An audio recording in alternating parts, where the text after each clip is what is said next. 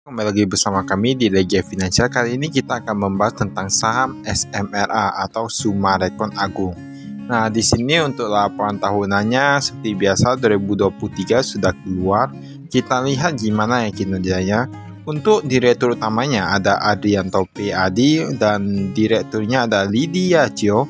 Alamat kantor mereka ada di Plaza Summarecon. Nah, Jalan Perintis Kemerdekaan nomor 42 Jakarta Timur. Jadi yang tahu Plaza Summarecon itu di mana tahu kalau mau berkunjung bisa ke sana ya. Kemudian di sini kita lihat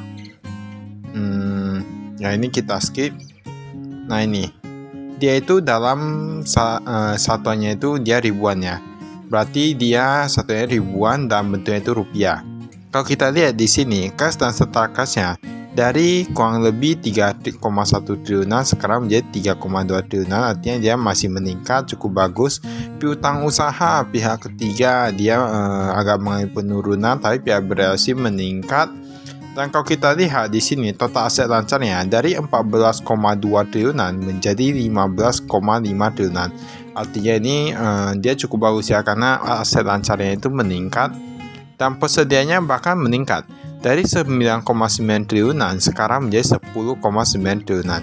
Karena setahu kami dari beberapa perusahaan yang kami lihat itu memang persediaannya ada juga yang menurun, tapi ini meningkat cukup bagus. Kita lihat di sini uang muka pun meningkat dari 272 miliaran menjadi 288 miliaran. Biaya yang dibayar di muka pun meningkat sih. Semua kalau kita lihat di sini rata-rata meningkat. Nah, bahkan ini ada tanah yang belum dikembangkan. Dari 6,7 triliunan menjadi 7,2 triliunan. Dan properti investasi pun meningkat dari 4,5 triliunan menjadi 5,4 triliunan. Total asetnya dari 28 triliunan menjadi 31 triliunan. Nah, kalau kita lihat di sini ini semua tampaknya cukup bagus ya. Karena dia meningkat, persediaan meningkat, bahkan dia properti tanah belum dikembangkan semua rata-rata meningkat. Memang perusahaan properti contohnya kayak gitu, dia beli persediaan karena ketika mereka ada persediaan tentunya mereka bisa melakukan penjualan, bisa bangun dan lain-lain gitulah ya. Di sini kita lihat total liabilitas jangka pendek dari 9,5 triliunan menjadi 11,7 triliunan. Tetapi kalau untuk properti biasa itu udah agak biasa sih. Banyak mereka ambil hutang, mereka maksudnya mereka pakai hutangnya untuk bangun dan habis itu mereka bayar. Saya udah termasuk biasa ya. Total liabilitas jangka panjang ini agak menurun, dan untuk yang totalnya itu dia meningkat dari 16 triliunan meningkat menjadi 18 triliunan. Lalu kita lihat ekuitasnya bahkan meningkat juga. Ekuitas meningkat dari 11,7 triliunan menjadi 12,3 triliunan. Jadi ibaratnya kalau perusahaan properti itu memang terkadang ada juga yang liabilitasnya itu lebih tinggi. Namun kalau dia masih berbanding gitu, gak terlalu mengkhawatirkan, sebenarnya masih oke sih. Karena apalagi kalau penjualannya meningkat. Kalau kita lihat di sini untuk saham SMRA ini bahkan pendapatannya meningkat dari 5,7 triliunan menjadi 6,6 triliunan. Dan bahkan beban pokok penjualannya meningkat tapi gak gitu banyak. Untuk laba kotornya dari 2,9 triliunan menjadi 3,3 triliunan. Lalu ada beban penjualan meningkat sedikit, beban umum meningkat sedikit. Untuk laba usahanya dari 1,7 triliunan menjadi 1,9 triliunan. Selain itu, mereka juga ada dapat pendapatan keuangan seperti taruh di obligasi dan lain gitu ya. Maksudnya bukan berarti SMRA ini taruh di obligasi, tapi di instrumen keuangan gitu mereka ada dapat juga 180 miliaran dari tahun lalu hanya sekitar 157 miliaran. Berarti kan semua rata-rata cukup bagus ya nih ya. Laba tahun berjalan, nah ini kita lihat nih dari 771 miliaran menjadi 1 triliunan. Nah mereka tembus nih, tahun ini mereka tembus 1 triliunan. Dari kemarin 700-an miliar saja, sekarang 1 triliunan. Tapi nah ini perlu kita lihat juga. Kita perlu lihat apakah itu kepada pemilik entitas induk ataukah ke non pengendali ya. Untuk yang entitas induk mereka cuma sekitar 765 miliaran. Nah, jadi sekitar itu saja. Tapi kalau kita lihat bahkan laba tahun berjalannya itu udah tembus 1 triliunan ya. Untuk kas neto yang diperoleh dari aktivitas operasional ini menurun sedikit tapi is okay. Ini ada yang untuk investasi minus 2 triliunan. Kenapa? Mereka ada beli tanah nih, perolehan tanah yang belum dikembangkan sekitar 1 triliunan. Nah, ini menurut kami cukup bagus sih. Mengapa? Karena ibaratnya memang perusahaan properti itu kalau dia gak tambah persediaan itu kan agak gimana gitu ya. Itu kan berarti mengurangi kemungkinan penghasilan dari tahun-tahun berikutnya. Tetapi ini mereka ada tambah persediaan ibaratnya tadi tanah itu ya. 1 triliunan. Nah, ini 1 triliunan cukup bagus Pak. Padahal tahun lalu cuma sekitar 300 miliaran. Tapi mungkin mereka sudah menemukan tanah yang cocok dan mereka beli. Baguslah menurut kami. Nah, ini kita perbesar. Nah, yang ini kita skip. Nah, ini tampilannya agak beda. Mereka taruh, ini ada komisaris utamanya. Komisaris utama yaitu Sucipto Nagaria. Kemudian ada beberapa komisaris, ada Harto Jojo, Henry, Dr. Randus H. Edi Darnadi, lalu ada Lexi Ali, kemudian Insinyur Gelienes. Nah, ini insinyur ini kayaknya sekarang udah gak ada ya ini. Ibaratnya untuk yang keluaran yang angkatan kali ini udah gak pakai istilah insinyur kayaknya. Ini komisaris utama. Ada Sucipto Nagaria. Nah, ini ada disebutkan semua. Lalu ada direktur utamanya. Semua ada dijelaskan ya.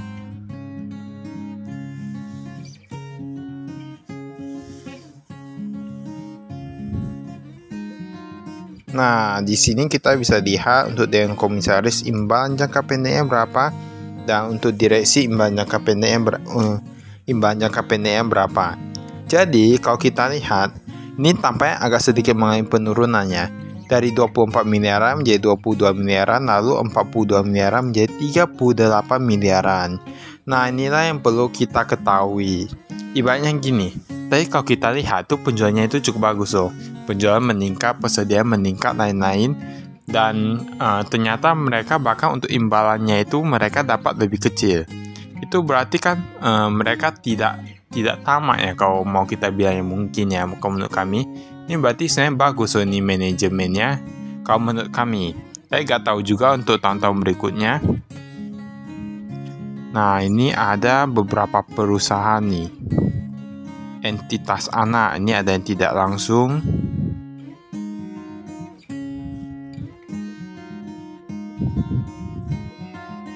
Nah, ini ada banyak nih.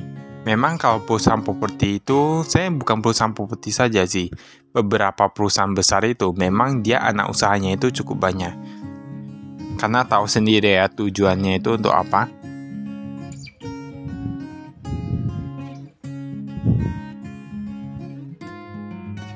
Nah, ini ada di Jakarta, Tangerang, Bogor, banyak nih.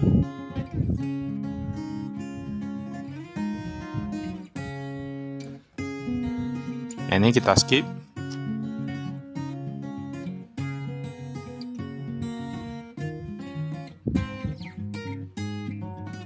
Ini kayaknya cukup panjang untuk laporan tahunannya ya.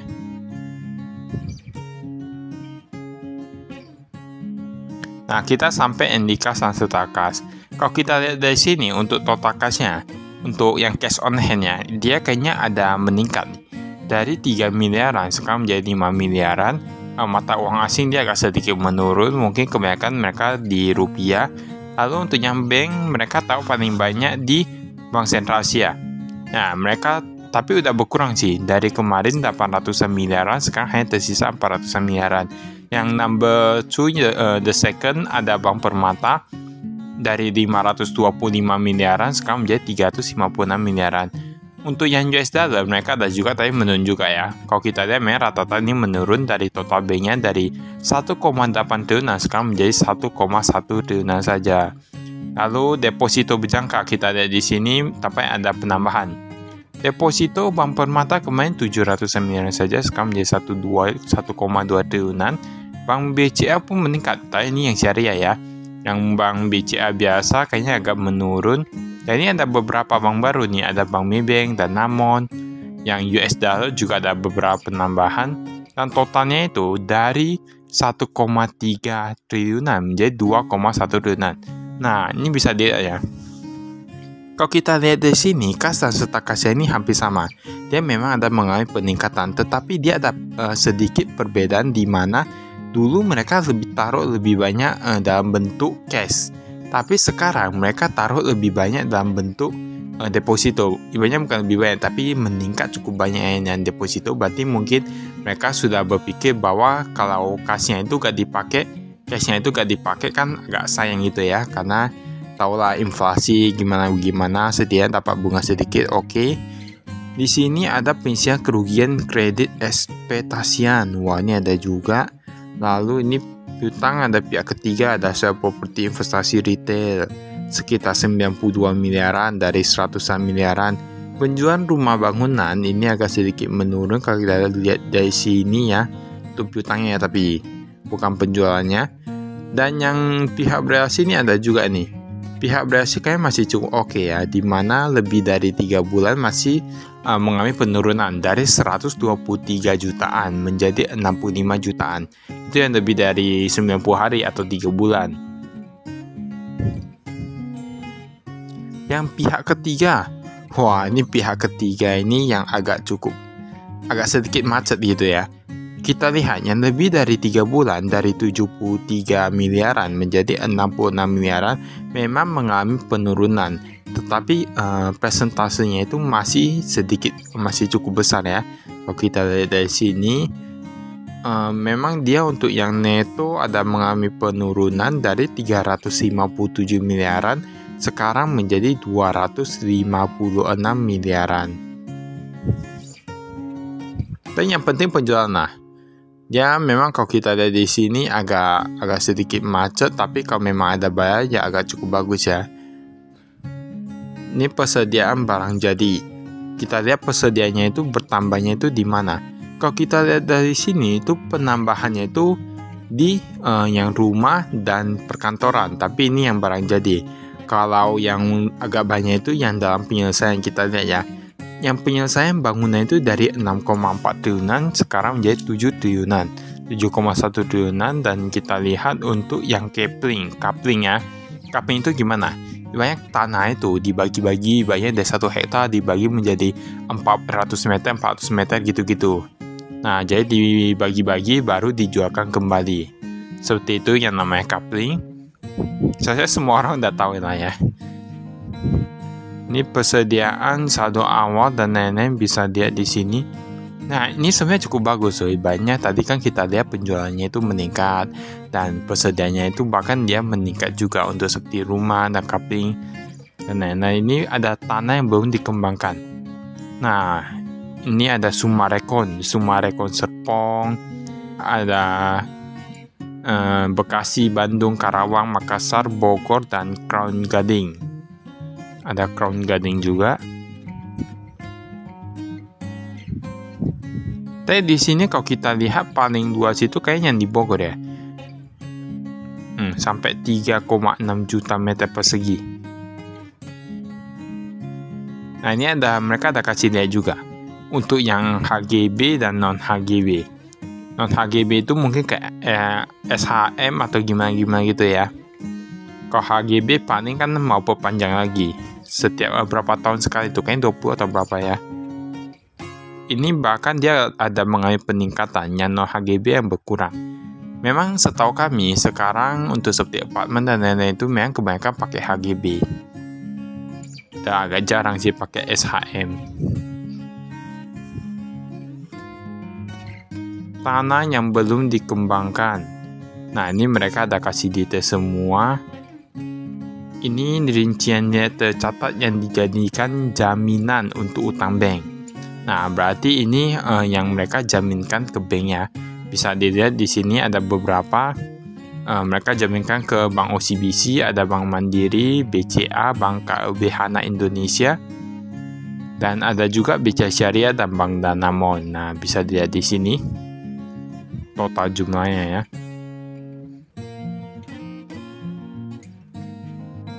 Sebenarnya seperti itu perusahaan yang bagus.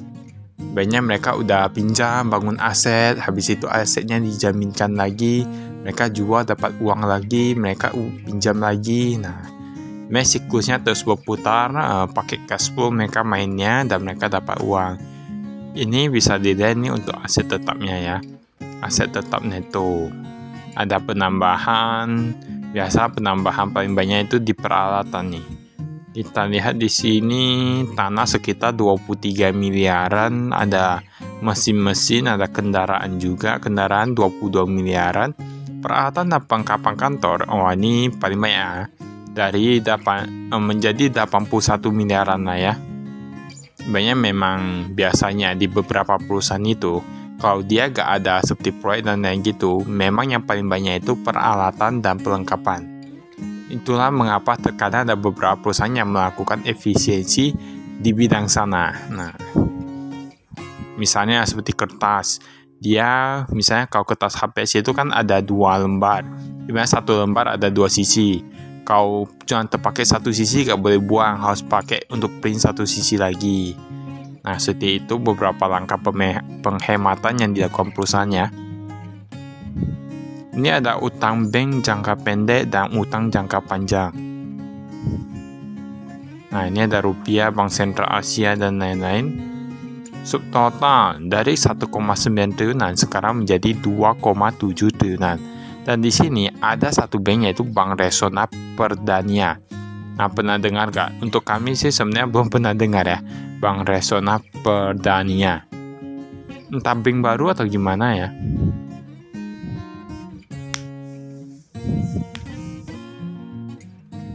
Nah, ini bisa dilihat, ini mereka bahkan kasih tabel. Mungkin untuk lebih gampang kalau kita ingin membacanya, membaca lebih lengkap secara detail. Ini ada utang bank jangka pendek dan utang bank jangka panjang.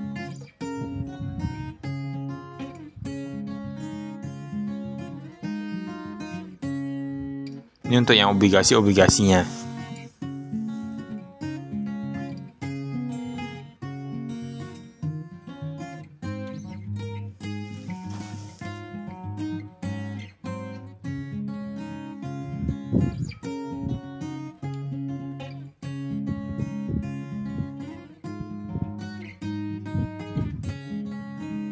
Nah, ini kita skip ya.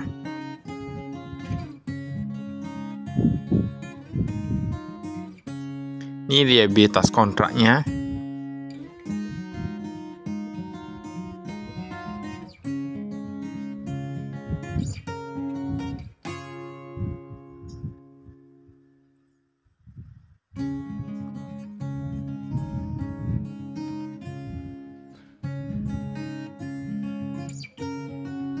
Nah, ini modal sahamnya.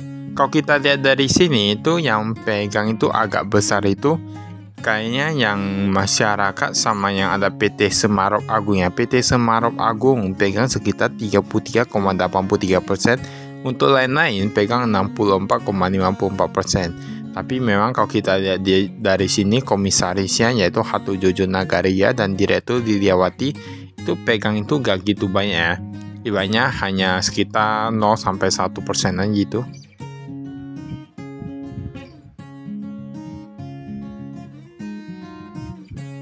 Tapi sebenarnya menurut kami lebih suka beberapa perusahaan yang dia komisaris ataupun yang top manajemen dia pegang agak cukup banyak kepemilikan sahamnya.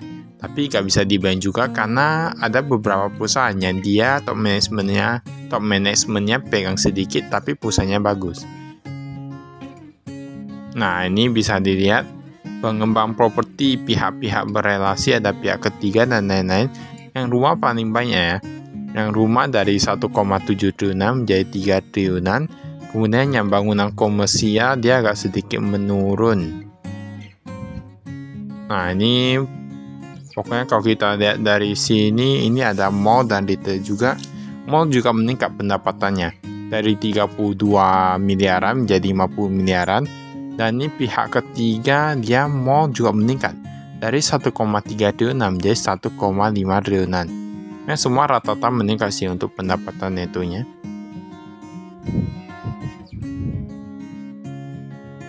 Nah, untuk beban usahanya. Beban usaha, wah ini rumah contoh ini agak meningkat deh. Lalu kalau kita lihat dari sini biaya profesional juga meningkat. Biaya CSR. Nah, ini nih yang baru-baru ini jadi berita. Di sini ada 23 miliar juga ya kayaknya tadi ya.